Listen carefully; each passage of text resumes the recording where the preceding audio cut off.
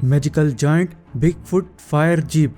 आज से 10,000 साल पहले जादुई दुनिया पर एक विशाल आग से बने शक्तिशाली दानव ने हमला कर दिया और वहां पर तबाही मचाना शुरू कर दिया। उस जादुई दुनिया की रानी ने अपनी सारी शक्ति लगाकर उस दानव को हरा दिया और उसकी आग की शक्ति को एक जादुई बक्से में बंद कर दिया। उस आग के दानव को हराने के बाद रानी ने अपने एक वफादार योद्धा को अपने पास बुलाया। इस बक्से में उस आग वाले विशाल दानव की आग की शक्ति है।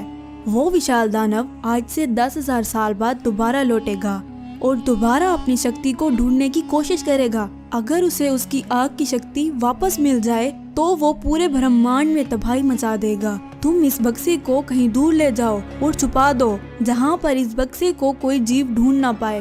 वो योद्धा उस जादुई बक्से को लेकर वहां से चला गया। वो उस बक्से को लेकर एक पत्थरों से बने ग्रह पर चला गया। यहाँ इस ग्रह पर कोई जीव नहीं रहता। अगर मैं इस बक्से को यहाँ छुपा दूं तो इसे कोई जीव नहीं ढूंढ पाएगा। वो योद्धा उस जादुई बक्से को वहीं उस पत्थरों वाले ग्रह पर छुपाकर वहां से उड़ गया।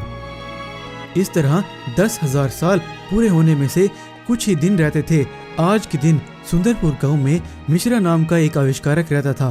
वो हर दिन कोई ना कोई आविष्कार बनाता रहता, लेकिन उसके ज्यादातर आविष्कार बेकार होते और काम नहीं करते। ऐसे ही एक दिन मिश्रा ने जुगाड़ लगाकर एक स्पेस रॉकेट बनाया। मैंने ये स्पेस रॉकेट तो बना लिया, क्या ये काम भी करेगा या मेरे दूसरे आविष्कारों की तरह फेल हो जाएगा?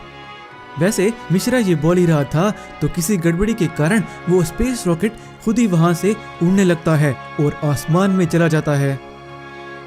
वो स्पेस रॉकेट अंतरिक्ष में पहुंच जाता है और सीधा उस पत्थरों वाले ग्रह में जा लगता है और इससे बहुत बड़ा धमाका होता है और वो ग्रह टूट जाता है और उसके टुकड़े अंतरिक्ष में फैल जाते हैं और कुछ टुकड़े धरती की तरफ चले जाते हैं।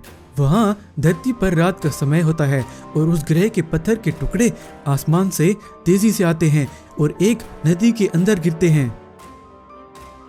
उस नदी के पास में एक बहुत ही सुंदर गांव था। उस गांव में पिंटू नाम का एक लड़का रहता था। वो रोज गांव के पास वाली नदी से मछलियां पकड़ कर लाता और फिर गांव में बेचता था, लेकिन उसने कभी भी कोई बड़ी मछली नहीं पकड़ी थी।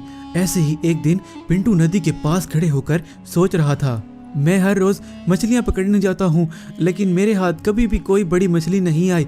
क्या इस नदी में कोई बड़ी मछली है भी सही या सारी छोटी मछलियां हैं? इसका पता करने के लिए मुझे नदी के अंदर जाकर देखना पड़ेगा। वैसे पिंटू उस नदी के अंदर जंप लगाता है और कुछ देर बाद एक बक्सा लेकर नदी से बाहर निकलता है। मैं तो नदी में बड़ी मछली ढूंढने के लिए गया था और मुझे वहाँ पर ये मिल गया। पता नहीं किसने इसे नदी में फेंका होगा।